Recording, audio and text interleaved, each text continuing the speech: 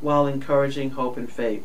The title of this broadcast is Getting Help for Yourself. Getting help for yourself. And I'm kind of going to be using some notes from a booklet that we wrote called Thoughts from a Clinician. Getting help for yourself voluntary. I'm going to be reading some of the stuff that I wrote here and talking through it as well. Mental disorders are treatable, but many people do not seek out help until their symptoms become severe.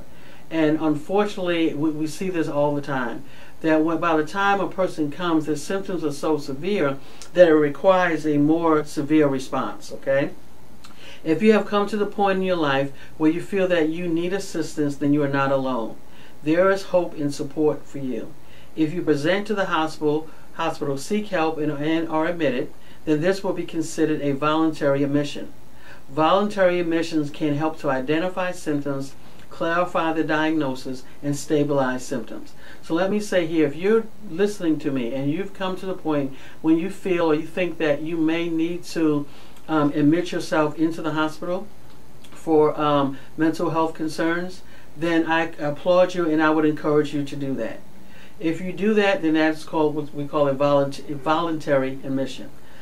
Going into the hospital, voluntary, can do a lot of things. Number one, like I said before, like I read here, it can help you clarify the diagnosis. You can get answers, especially if you also may be dealing with other chronic health conditions. And when we talk about mental illnesses, we're talking about medical disorders, okay, because a mental illness is a medical disorder.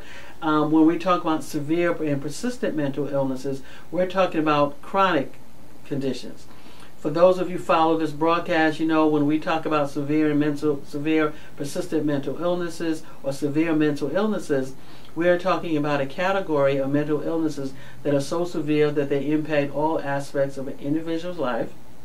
We're talking about a category of illnesses that there's a federal definition.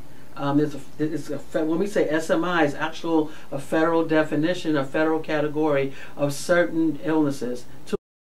Schizophrenia and bipolar, for example.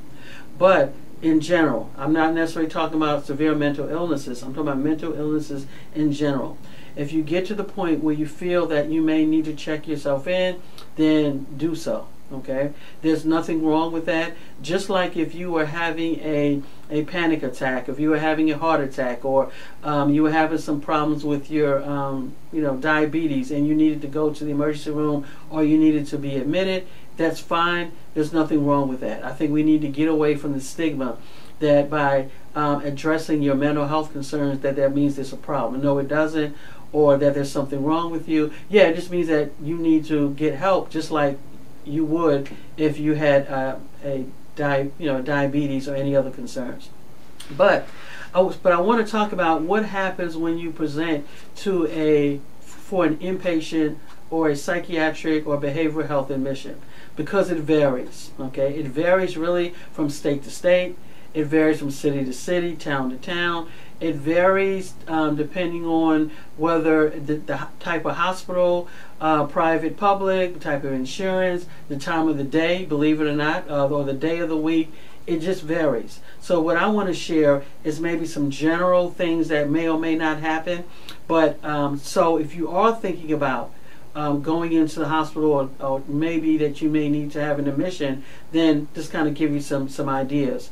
What I was going to say before I sidetrack myself is that when you, especially if you have other chronic issues, say like diabetes or I don't know, just other chronic diseases, that in addition to the behavioral health or mental health concerns, then going into the hospital may be the best thing, because you can kind of get the medications adjusted, or kind of run tests and see exactly what's going on. But let's talk about this: getting help for yourself voluntary. As I said before, your experience at the hospital will vary depending on your insurance, the hospital, the time of day, your symptoms, if you are admitted involuntarily, and if you are already on medication. So a lot happens when you present there, okay? But just because you make it to the hospital doesn't mean that you or your loved one will be admitted. For example, if you're already on medications, the hospital staff may call your outpatient treatment team for information, make adjustments, and send you home with a follow-up appointment. So what am I saying here? Let's say I present to the hospital. Usually we're going through the emergency room and say, hey, you know, I think I need to go into the hospital. I'm having some mental health concerns, okay? It depends on the hospital. They may call and say, okay, we're going to have somebody come down from the mental health to kind of evaluate you. That could be a clinical social worker. It could be a psychiatrist, whoever. Someone will come down and evaluate, okay? They will evaluate. And then they'll get a history from you. They'll talk about what's going on, and depending on, and it can go either way. So, for example, let's just say you present to the hospital there. You're talking to the person, you know, that's doing the evaluation, and they find out that you already have an outpatient doctor that you see, and that you do have medications, or maybe you ran out of medication, or that you ran out of medications. You have them, but you ran out, or you have them, but they're not working, but that you have an outpatient provider. In that case, that doctor or that clinician, whoever, let's say the mental health clinician who's doing the evaluation at the hospital, may say, okay, so this person already has someone. They may get permission from you to call your outpatient doctor and say, hey, I have so-and-so in the hospital here. What medications do you have him on, or he or she on? And they have a conversation. And they may decide just to go ahead, okay, I talked to your doctor, or this is what we're going to do. We're just going to adjust your medications. We're going to let you stay here for a few hours in the emergency room and see how you feel. Or we're going to adjust your medications, and then we're going to let you go home. So they may not admit you, okay? So that's number one. Number two, what may happen, you may get to the hospital, and let's say you don't have an outpatient doctor, or you may not be on medications, or you were on medications a long time ago, and you may say, I just want to be admitted.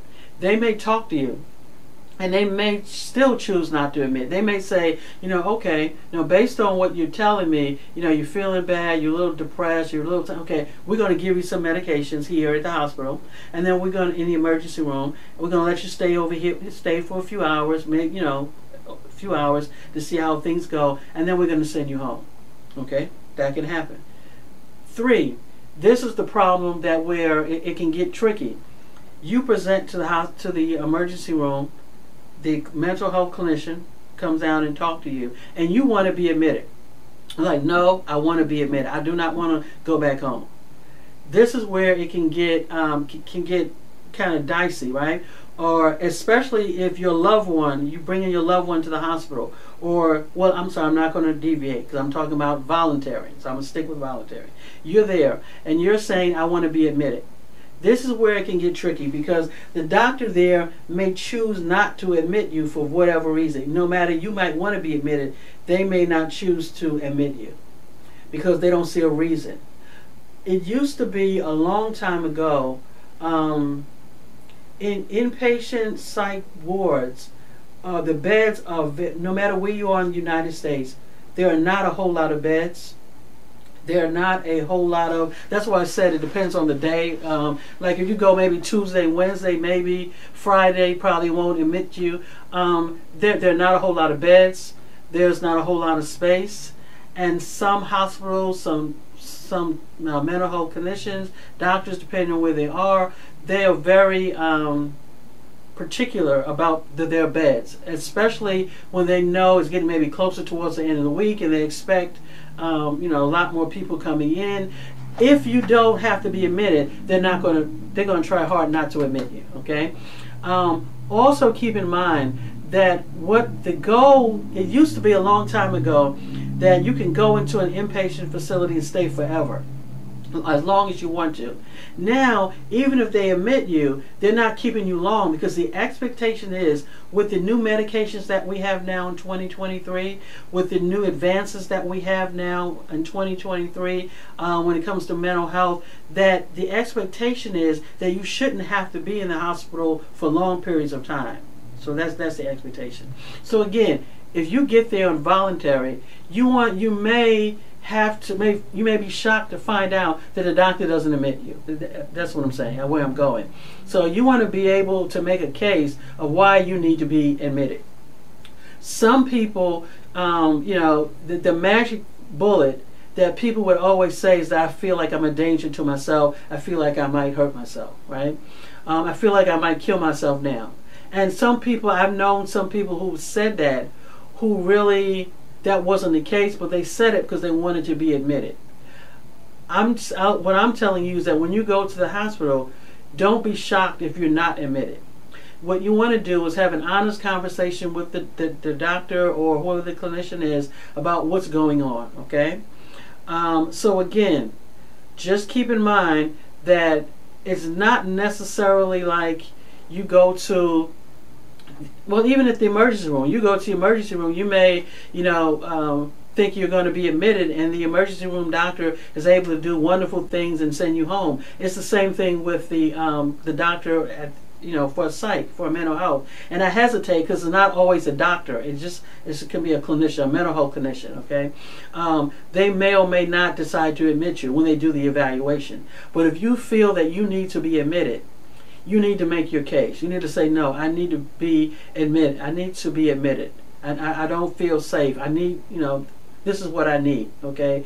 So just want to let you know, don't be shocked that you don't think you may not be able to march right in, sign in, check yourself in, and they say, oh, come with me. It may not go that smoothly, okay?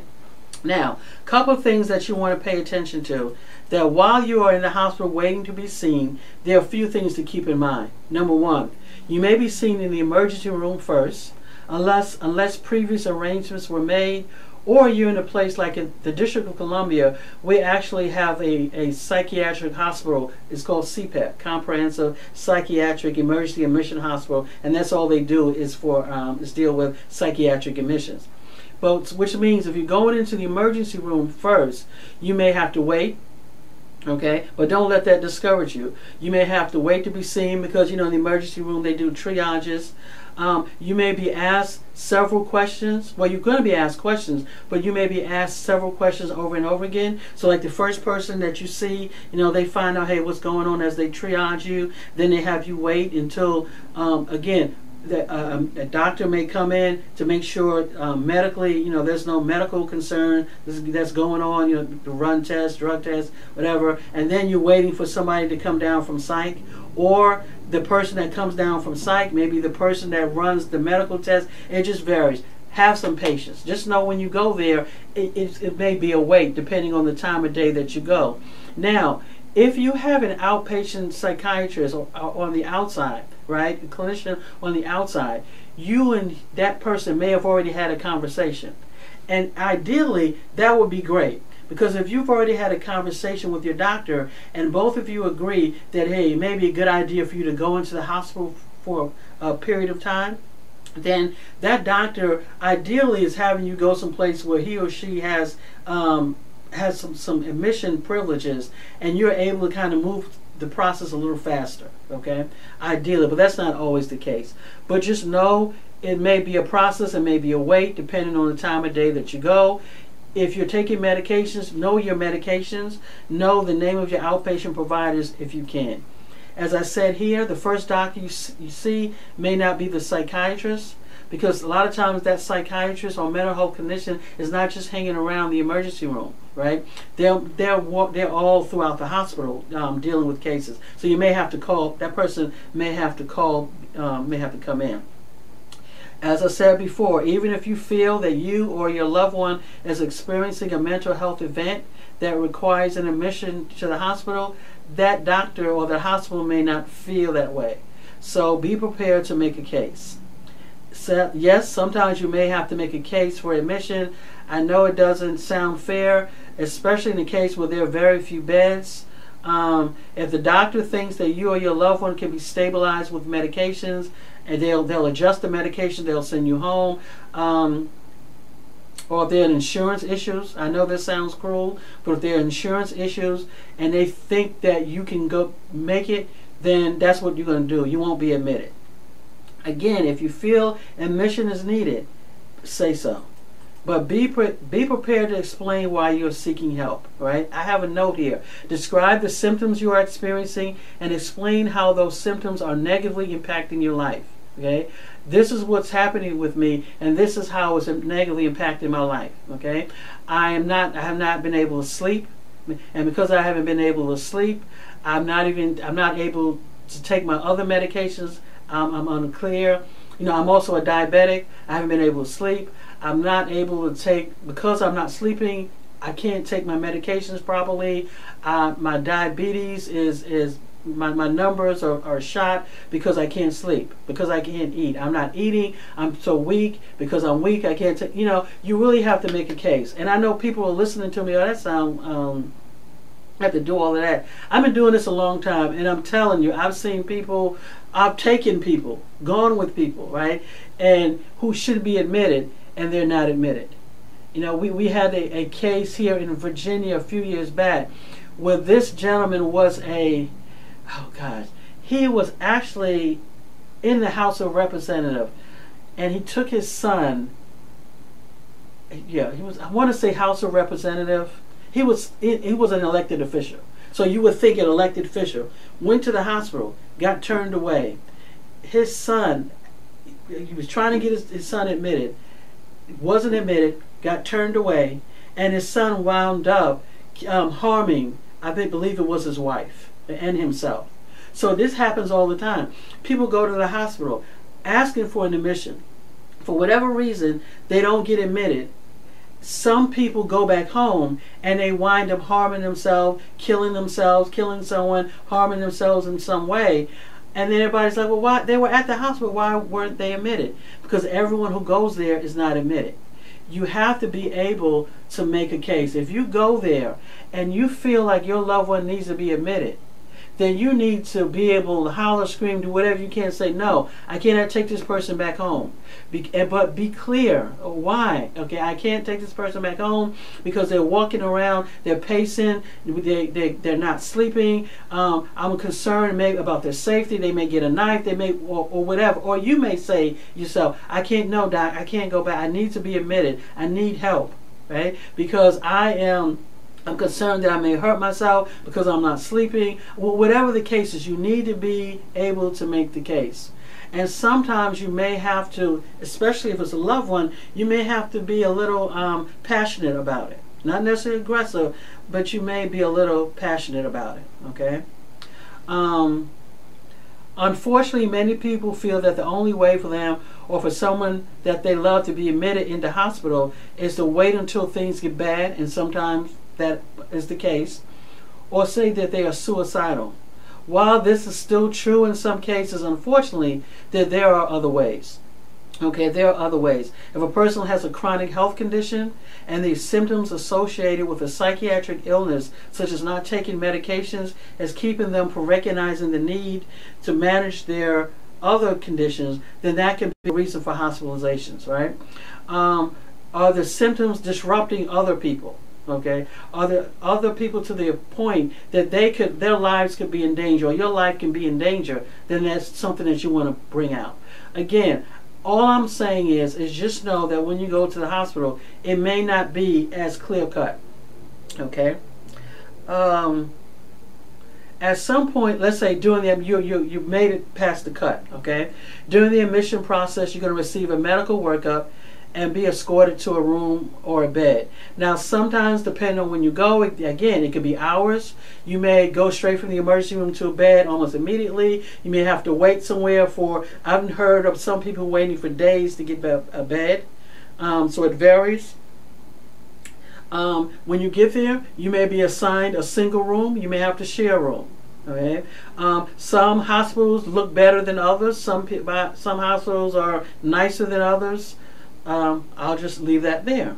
But it doesn't matter. You're there to get help. You may be concerned about your bunkmate, or you may be concerned about the people, or like, what is going on here, right? You're there to get help. Remember, you are checking yourself in voluntarily for a reason, because you want to get help. You want to find out what's going on with you. You want to get these medications adjusted. You want to feel better because you're not feeling safe. You just want to kind of figure things out. Let me say this, and some of you may or may not agree, but I'm going to say this. I already kind of told people where I'm located, but there are some hospitals who get a bad rep because maybe they're not the hospitals that maybe the rich and famous use, but let me tell you this, I would put those hospitals up against whatever your best psychiatric hospital is that you can think of. I would put some of those hospitals in the same category as some of your best hospitals, okay? Because what you have in that's number one. Number two, let me get a plug for community mental health. I would put some of those community mental health clinicians in a top category than I would some of these people in private practice or some of these people working in some of these most prestigious places. Do you know why? Because when you're working in community mental health, you're able to, people there, they see it all. They see everything. We get all type of experience. We have an opportunity to learn and work and do so many different things. It's the same thing with some of these hospitals. You may go there and look like, this hospital looks like a dump, but the people in there, and it may look like a dump, but when you go there, the people in there are so advanced. Their skill sets are so on another level in comparison to some of these hospitals, some of these places where you go and it looks really, really nice. Okay, so I'm saying, what are you saying? I'm saying you can't necessarily judge a book by its cover, okay? Because there, you know, I can think of this one particular, they call themselves an institute, and they have to, their doctors and staff have to call over to the other hospital that people may think is less prestigious for help because they don't know, you know, exactly what they're going on, what they're, I'm not going to say what they're doing, but they're not as skilled. So again, you can't judge a book by its cover, okay? It's the moral of that little rant. But when you go there to the hospital, it may not be what you think it is or what you thought it was, but remember why you're there. But while you're there, one of the things that you want to do, and this is a plug, if you have family member, okay, especially if you have a family member and you are instrumental in encouraging your person, your friend, your loved one to go into the hospital, you want to be involved, okay? You want to visit. You want to get a chance to know who the attendings are.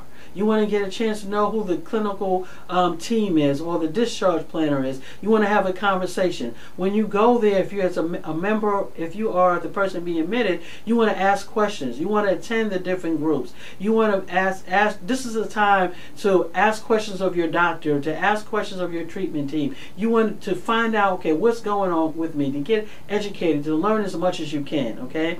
Ask questions about the diagnosis, about the medications. Find out about your discharge plan. Because again, as I said before, the goal is not to keep you in the hospital forever. As I said before, you know, people are only there for a couple of days.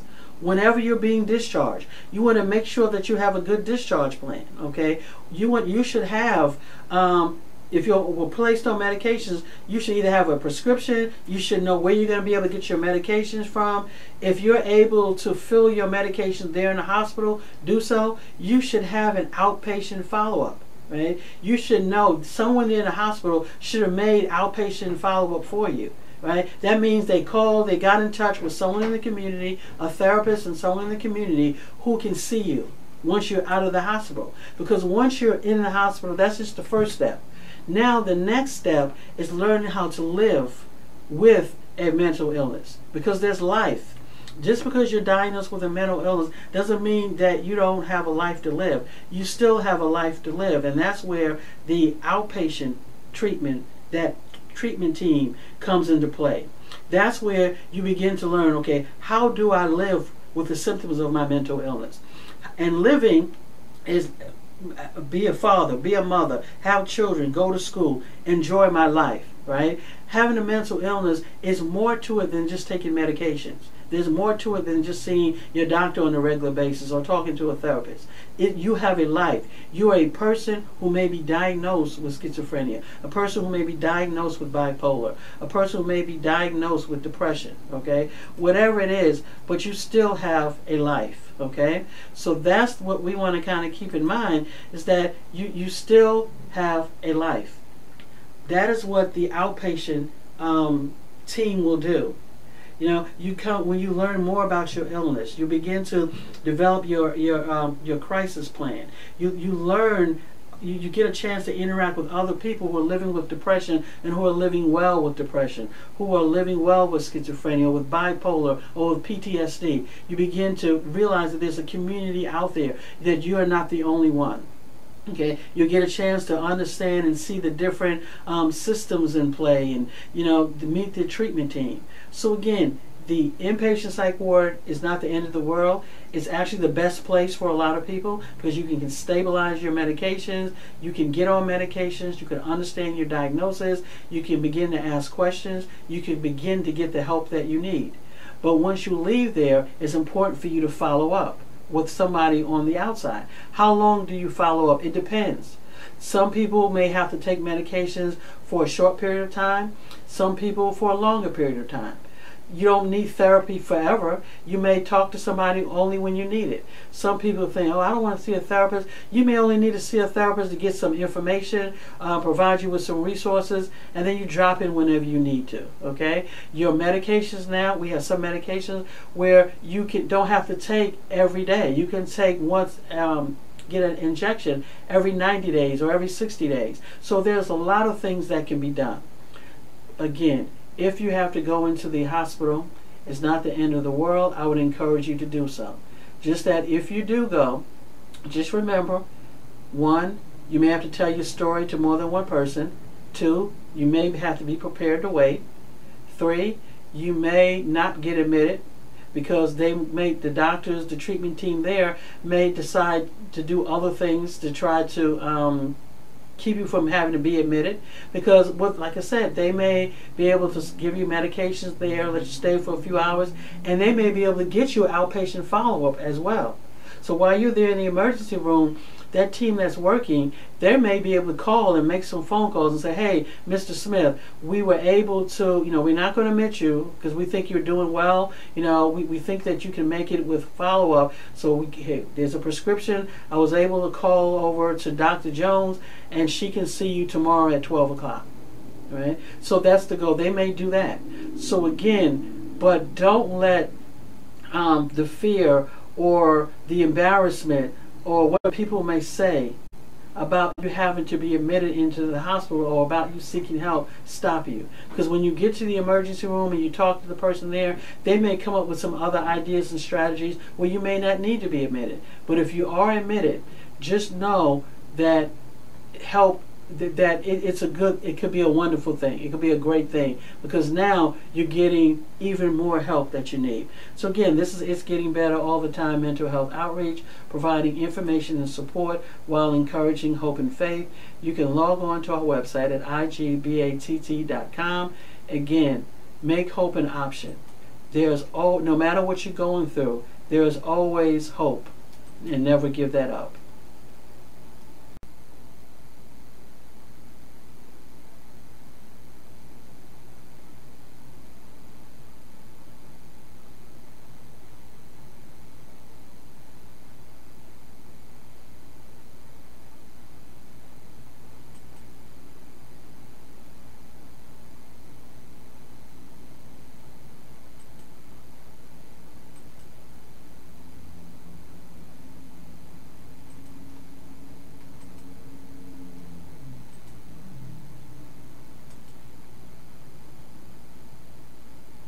Okay, welcome. It's Getting Better all the time mental health outreach with your host, Sister A. Legree, providing information